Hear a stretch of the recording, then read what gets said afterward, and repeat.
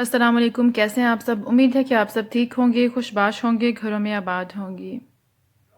یہ ہماری جو ویڈیو ہے وہ ہے انارکلی ڈرامہ کے بارے میں، اور پیپر ہے آپ کا افسانوی نثر اور ڈرامہ۔ اس اس کے اوپر ہمارے پہلے 2 لیکچرز ہو چکے ہیں۔ تیسرا لیکچر ہے کہ انارکلی ڈرامہ جو ہے وہ کس کا المیہ ہے، اکبر کا، سلیم کا، یا پھر انارکلی کا؟ اپنے دلائل سے پیش کرنا ہے، یا اس کو کسی اور طریقے سے بھی پوچھا جا سکتا ہے۔ اکبر کا المیہ ہے، ڈائریکٹ وہ یہی کہہ سکتے ہیں کسی ایک کا المیہ ہے، یا پھر اس کوشچن ایسا آ سکتا ہے کہ ارسطو کا المیہ۔ انارکلی کی تکنیک ڈرامہ انارکلی یونانی المیوں کی صف میں آ جاتا ہے۔ یونانی المیوں کی یہ اساسی صفت تھی کہ ان میں واقعات اور کردار تخیل کی پیداوار نہ ہوتے تھے، بلکہ مشہور معروف تاریخی شخصیات، لیجنڈز، اساطیر اور قصص اور تاریخی یا نیم تاریخی واقعات کو تمثیلی پیکر عطا کیا جاتا تھا۔ اس لیے ڈرامہ نگار کا فن قصے کے انوکھے پن یا کردار کے نئے پن میں نہ سمجھا جاتا تھا، بلکہ حسن انتخاب اور حسن ترتیب سے جانے پہچانے واقعات کو یوں دلچسپی پیدا کرنے میں اس قصے کا پرانا پن ختم ہو جائے۔ ارسطو نے یعنی کہ پہلے جو وقت تھے ان میں اس طرح جو کردار ہوتے تھے ان کے انوکھے پن یا ان کے فن کمال یا قصے سے نہیں جانا جاتا تھا، بلکہ کوئی پرانے قصے جو ہوتے تھے ان کی ترتیب اور ان میں ایسا حسن پیش کر دینا کہ وہ نئے معلوم ہوں، اس چیز کی پہچان ہوتی تھی۔ ارسطو نے جو ڈرامے میں پلاٹ کو اساسی اہمیت دی، پلاٹ ہوتا ہے ترتیب وغیرہ، اس کے جو سارے منظر وغیرہ ہوتے ہیں وہ سب چیزیں ہوتی ہیں، اس چیز میں آتی ہیں۔ تو اس کی یہی وجہ تھی کہ ڈرامہ نگار کو ترتیب نو سے جانے پہچانے واقعات کو نئی صورت عطا کرنا ہوتی تھی۔ انارکلی کا بھی یہی حال ہے۔ امتیاز علی تاج نے اس داستان کو خود وضع نہ کیا تھا، اس لیے ان کا کمال فن بھی واقعات کی ترتیب سے پلاٹ کی فنکارانہ تشکیل میں ظاہر ہوتا ہے۔ یہ تو ہم سب جانتے ہیں کہ امتیاز علی تاج نے یہ ڈرامہ لکھا نہیں تھا، اس نے بچپن سے یہ ڈرامہ سنا ہوا تھا، جو اس کے اوپر اثار یا جو اس کے مائنڈ میں خود سے یہ ڈرامہ جس طرح بنا، اس نے اس چیز کو لکھ دیا۔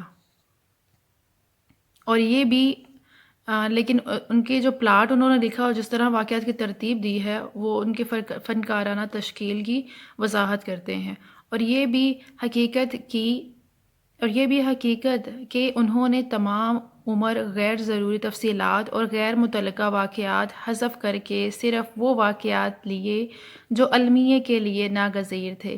اس لیے تو پلاٹ میں جھول نہیں، اس پر مستزاد ان کی یہ صلاحیت کہ کس بات کو کس حد تک بیان کرنا ہے، چنانچہ کئی اموار کو صرف مکالمات یا بلیغ اشعاروں سے وضع کر دیا،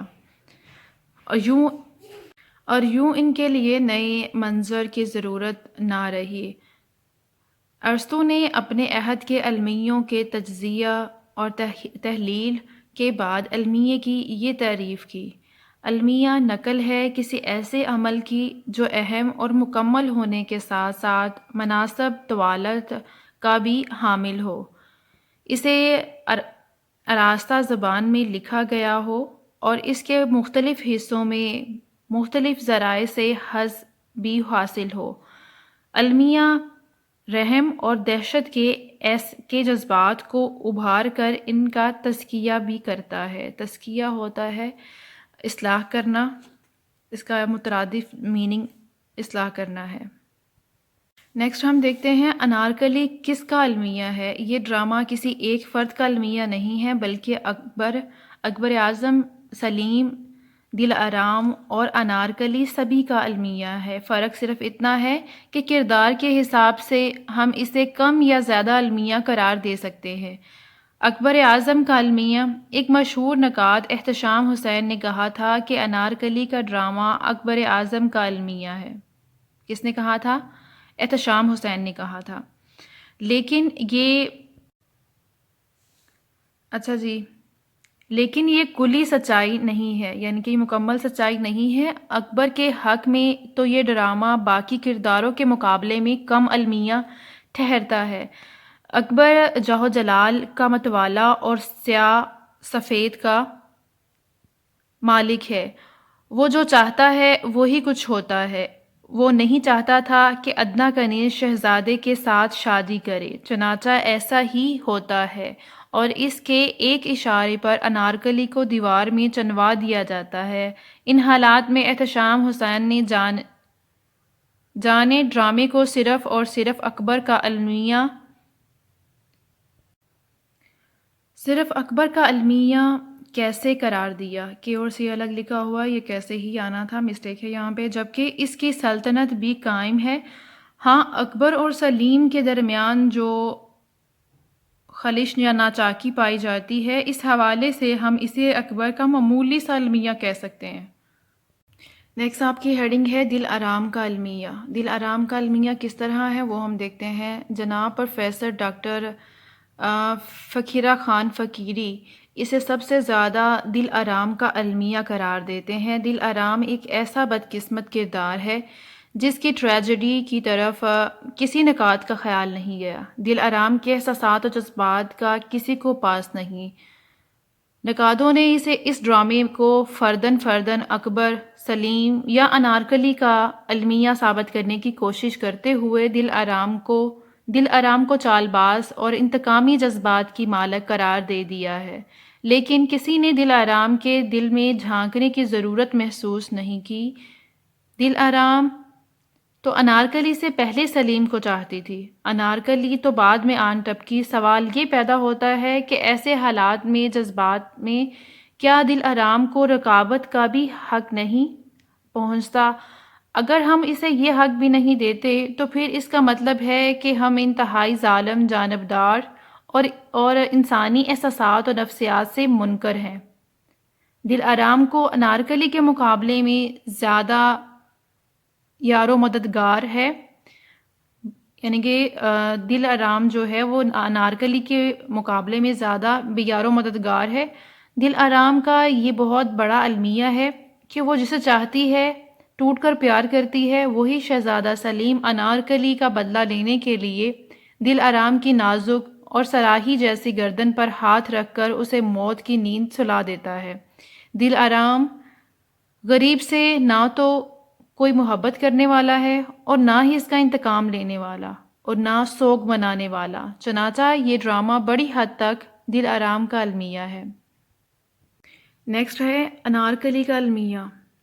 ڈرامہ انارکلی کو انارکلی کا المیہ بھی قرار دیا جا سکتا ہے کیونکہ وہ ایک نازک اندام اور معصوم کلی کی طرح محبت کے داو پیچ سے ناواقف کمسن لڑکی تھی. پہلے شہزادہ سلیم نے اسے اپنی جال محبت میں گرفتار کر لیا اور بعد میں جب وہ اپنی محبت کی خاطر سب کچھ سہنے پر رضامند ہو گئی تو اسے زندہ دیوار میں چنوا دیا گیا. حالانکہ اس میں وہ اکیلی قصوروار نہیں تھی، لیکن چونکہ وہ صرف ایک کنیز تھی اس لیے اسے قربانی کی بھیٹ چڑھا دیا گیا. اس کی محبت کی کلی کھلنے سے پہلے ہی مرجھا گئی اور اسے محبت کرنے اور کنیز ہونے کی اتنی بڑی سزا دی گئی، لیکن اس نے اپنے تمنائے دل کے لیے جان دی، لہٰذا آج بھی ان کا نام زندہ تابندہ ہے. بقول مقبول عامر ان کا شعر ہے، میں مر گیا ہوں وفا کے محاذ پر عامر، میں مر گیا ہوں وفا کے محاذ پر عامر، پس شکست بھی میرا وقار باقی ہے. نیکسٹ آپ کی ہیڈنگ ہے سلیم کا المیہ. تو یہ سلیم کا المیہ کیسے ہے وہ دیکھتے ہیں. ڈرامہ انارکلی سب سے زیادہ شہزادہ سلیم کا المیہ ہے، جس کی کئی وجوہات ہیں. یہاں سب سے بڑی وجہ یہ ہے کہ ٹریجڈی جو ہے زندہ لوگوں کی ہوتی ہے نہ کہ مردہ لوگوں کی، لہٰذا ہم اسے سلیم کا المیہ قرار دے سکتے ہیں کیونکہ انارکلی تو مر گئی تھی اور دل آرام بھی مر گئی تھی، لیکن ایک باوفا عاشق کی طرح ساری زندگی شہزادہ سلیم ان کی موت کے خیال سے غمگین رہا ہوگا، وہ ساری زندگی اپنی محبت اور انارکلی کی اس طرح جدائی میں تڑپتا رہا ہوگا، اور اس کی فراقت میں اس نے نہ جانے کتنی راتیں رو رو کر اپنے دامن اشکوں سے بھرا ہوگا۔ زندگی کے ہر موڑ پر انارکلی کی باتیں، اس کی دل آویز مسکراہٹ بار بار سلیم کو یاد آتی ہوگی، اور وہ زندگی بھر اس کی یادوں کے دریا میں غوطہ زن رہا ہوگا۔ سلیم کے المیے کی دوسری وجہ یہ ہے کہ انارکلی کی موت کے انتقام میں وہ دل آرام کا گلا گھونٹ دیتا ہے۔ اس کا ضمیر ساری زندگی اسے اپنے اس فعل پر ملامت کرتا رہے گا، کیونکہ قتل ہر حال میں قتل ہوتا ہے، خواہ ایک کنیز کا ہو یا بادشاہ کا۔ ایک ہوش مند انسان بعد میں اپنی حرکت پر دل ہی دل میں پشیمان ہوتا ہے، اور اس کی زندگی اجیرن ہو جاتی ہے۔ لہٰذا اگر ہم سلیم کے کردار کا نفسیاتی جائزہ لیں تو وہ تمام زندگی دل آرام کے ساتھ زیادتی پر یقیناً پچھتاتا رہا ہوگا، اور یہی پچھتاوا اس کی زندگی کا بڑا المیہ ہے، یعنی اس کا احساس جرم اسے ہر وقت بے چین رکھتا ہوگا۔ تیسری بڑی وجہ یہ ہے کہ سلیم جیسا شہزادہ جس کے باپ کی سلطنت میں سورج غروب نہیں ہوتا تھا، اس قدر بے بس اور لاچار ہے کہ اپنی محبت کو حاصل نہیں کر سکا۔ دنیا جہاں کی دولت طاقت اس کے ادنا غلام ہے، لیکن اس کی زندگی کا سب سے بڑا المیہ یہی ہے کہ وہ تمام چیزوں کے باوجود اپنے عشق کو تکمیل ذات تک پہنچانے میں قطعی ناکام رہا، اور اپنی محبوبہ کی زندگی کے چراغ کو گل ہونے سے نہ بجھا سکا۔ اس سے ثابت ہوتا ہے کہ اتنی بڑی سلطنت کا ولی وارث ہونے کے باوجود وہ کچھ نہ کر سکا، اور اپنی محبت کو کسی بھی قیمت پر حاصل کرنے میں کامیاب نہ ہو سکا، جس پر وہ ساری زندگی آنسو بہاتا ہوگا۔ شعر ہے سلیم کی اس سچویشن پر جب وہ انارکلی کو حاصل نہ کر سکا: تم ہمارے کس طرح نہ ہوئے، تم ہمارے کس طرح نہ ہوئے، ورنہ دنیا میں کیا نہیں ہوتا۔ اچھا جی، مدرجہ بالا بحث سے یہ ثابت ہو جاتا ہے کہ انارکلی دراصل شہزادہ سلیم کا المیہ ہے۔ انارکلی کے بارے میں چند نقادوں اور ادیبوں کی رائے کہ انارکلی ڈرامہ کیسا ہے اور اس کے بارے میں وہ کیا لکھتے ہیں۔ انارکلی کے بارے میں ڈاکٹر محمد اقبال کا کہنا ہے: انارکلی کی زبان میں روانی اور انداز بیان میں دل فریبی ہے، اور زبان شستہ برجستہ ہے۔ پریم چند کہتے ہیں انارکلی کے بارے میں کہ انارکلی جو ڈرامہ ہے، مجھے جتنی کشش انارکلی میں نظر آئی کسی اور ڈرامے میں نہیں۔ پھر پطرس بخاری لکھتے ہیں: انارکلی اور اردو ڈرامے کی تاریخ میں ہمیشہ یاد رہے گی۔ انارکلی اور اردو ڈرامہ کی تاریخ میں ہمیشہ یاد رہے گی۔ عبادت بریلوی کہتے ہیں: انارکلی کی اشاعت ایک تاریخی اہمیت رکھتی ہے۔ حفیظ جلندری لکھتے ہیں: یہ تصنیف ڈرامہ کی تاریخ میں نہ صرف ایک اہم کردار کے طور پر زندہ رہے گی، بلکہ ڈرامہ نویسوں کے لیے مشعل راہ کا کام دے گی۔ امید ہے آپ کو ویڈیو پسند آئی ہوگی۔ اپنا بہت خیال رکھیے گا، دعاؤں میں یاد رکھیے گا۔ فی امان اللہ۔